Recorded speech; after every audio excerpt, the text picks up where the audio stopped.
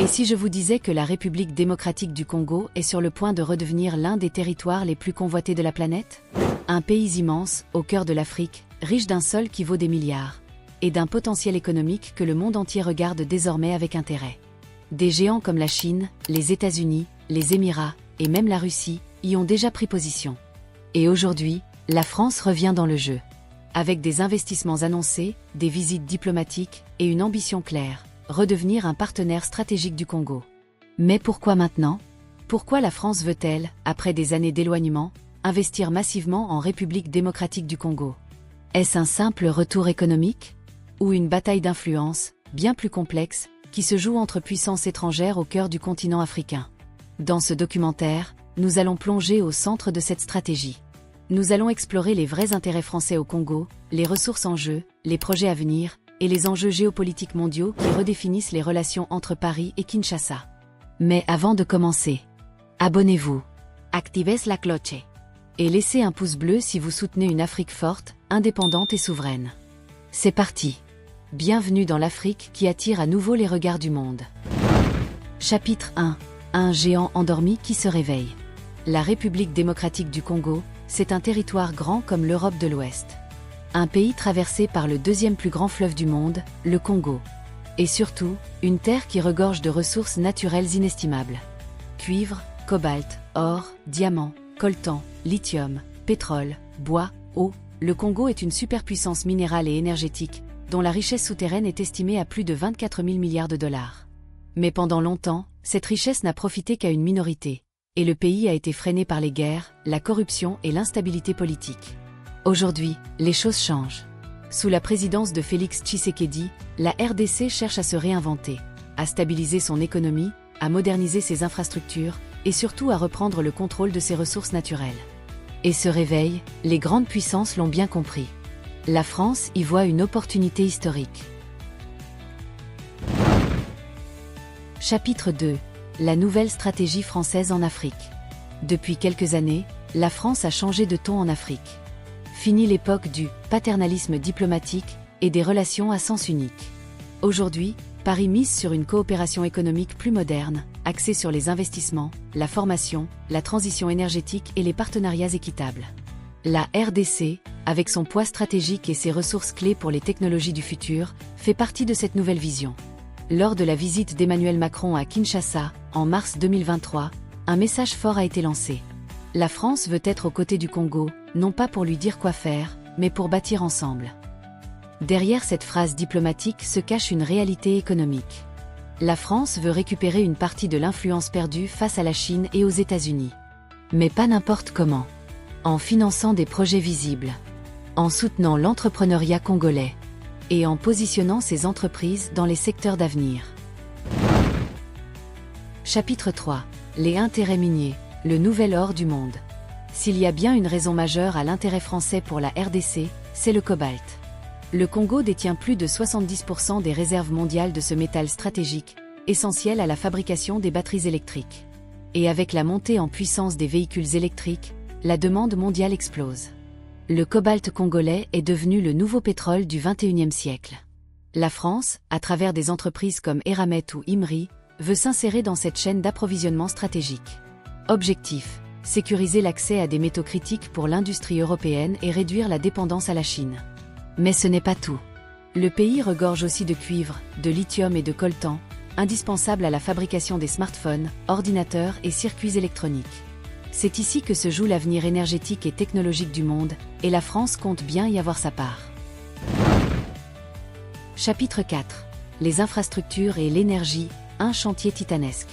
Pour exploiter ces richesses, le Congo a besoin d'infrastructures solides, routes, rails, ports, centrales électriques.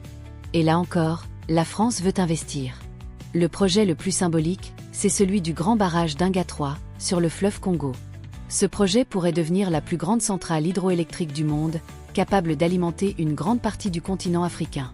La France, via EDF et l'Agence française de développement, soutient ce chantier monumental aux côtés d'autres partenaires. L'objectif, aider la RDC à devenir le cœur énergétique de l'Afrique. Mais ce n'est pas tout. Des entreprises françaises comme Eiffage, Colas ou Suez participent à la réhabilitation de routes, d'usines de traitement d'eau et d'installations électriques. Derrière ces projets, il y a une logique claire.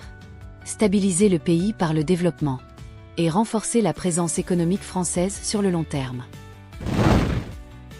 Chapitre 5. La guerre d'influence, Chine, États-Unis, et maintenant la France. Sur le terrain congolais, la concurrence est féroce. Depuis 20 ans, la Chine domine. Elle construit des routes, finance des hôpitaux, échange infrastructures contre minerais. Les États-Unis, eux, se concentrent sur les métaux stratégiques et la sécurité régionale. La France, longtemps absente, veut maintenant se repositionner comme un partenaire crédible et équilibré. Elle mise sur une approche plus diplomatique. Pas d'ingérence politique ouverte, mais une coopération gagnant-gagnant. Cependant, derrière les discours, la réalité est plus complexe. Chaque grande puissance veut assurer son accès aux ressources congolaises, car le monde de demain, numérique, électrique, décarboné, dépend directement des minerais du Congo. Autrement dit, le futur de la technologie mondiale se joue à Kinshasa, à Kolwezi et dans le Katanga. Chapitre 6. La France, l'Europe et la transition énergétique. L'intérêt français s'inscrit aussi dans une logique plus large, celle de l'autonomie stratégique européenne. L'Union européenne veut réduire sa dépendance vis-à-vis de la Chine pour les métaux critiques. Et la RDC devient un maillon essentiel de cette stratégie. La France, moteur de cette politique, cherche à bâtir une alliance verte entre l'Europe et l'Afrique. Développer les chaînes de valeur locales. Raffiner les minerais sur place. Et créer des emplois en Afrique plutôt que d'exporter uniquement la matière brute. C'est un changement de paradigme. Et la RDC est au centre de cette nouvelle équation énergétique. Chapitre 7. La relation politique, entre diplomatie et tension. Les relations entre Paris et Kinshasa n'ont pas toujours été simples. La RDC reproche souvent à la France d'avoir trop soutenu certains régimes voisins, notamment au Rwanda. Et ces tensions ont parfois refroidi les échanges économiques. Mais depuis 2022, la France tente une reconstruction diplomatique. Des rencontres bilatérales ont été organisées, des accords commerciaux signés, et une volonté claire affichée, tourner la page du passé. Macron l'a affirmé à Kinshasa. L'Afrique n'est pas un terrain de chasse, mais un partenaire d'avenir. Et cette fois, les mots s'accompagnent d'actes. Des missions économiques françaises se multiplient à Kinshasa, Lubumbashi et Goma, pour identifier les opportunités d'investissement. Chapitre 8. La jeunesse et l'innovation, le nouvel axe français. La France sait que le futur de l'Afrique appartient à sa jeunesse. C'est pourquoi elle mise aussi sur l'éducation, la culture et l'entrepreneuriat. À travers des initiatives comme Digital Africa, Campus France ou l'Agence française de développement, Paris finance des programmes de formation, d'incubation de start-up et de bourses universitaires pour les jeunes Congolais. L'objectif est double. Favoriser l'émergence d'une élite économique locale. Et tisser des liens durables entre les jeunes entrepreneurs africains et les entreprises françaises. Un pari sur l'avenir, celui d'une Afrique créative, connectée et souveraine. Chapitre 9. L'enjeu environnemental, le Congo, poumon du monde. Peu de gens le réalisent, mais le bassin du Congo représente la deuxième plus grande forêt tropicale du monde, après l'Amazonie. Elle absorbe des milliards de tonnes de CO chaque année.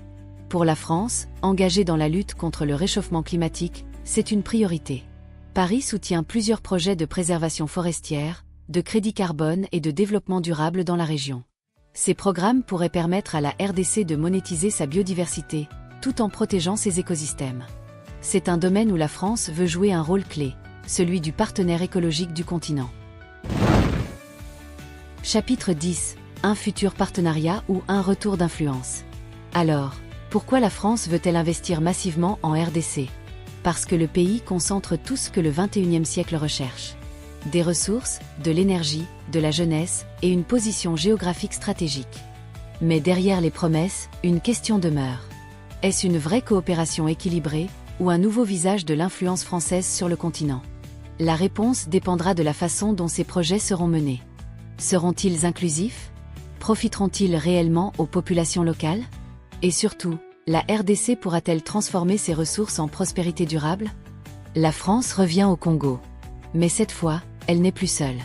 Elle entre dans une course mondiale pour l'Afrique, où chaque puissance cherche à sécuriser son avenir. Pour Kinshasa, c'est une opportunité unique. Celle de choisir ses partenaires, de négocier ses intérêts, et de bâtir une économie tournée vers l'avenir. Pour Paris, c'est une question de survie stratégique. rester un acteur majeur sur le continent qui décidera du futur économique et énergétique du monde. L'histoire est en marche. Et comme toujours, le Congo est au centre de la carte. Alors, que pensez-vous de cette nouvelle ruée vers la RDC? Est-ce une chance pour le pays, ou un nouveau piège économique? Dites-le moi en commentaire. Et surtout, abonnez-vous, likez la vidéo, et restez connectés. Car ici, on décrypte l'Afrique qui change, l'Afrique qui s'affirme. Et l'Afrique qui écrit sa propre histoire.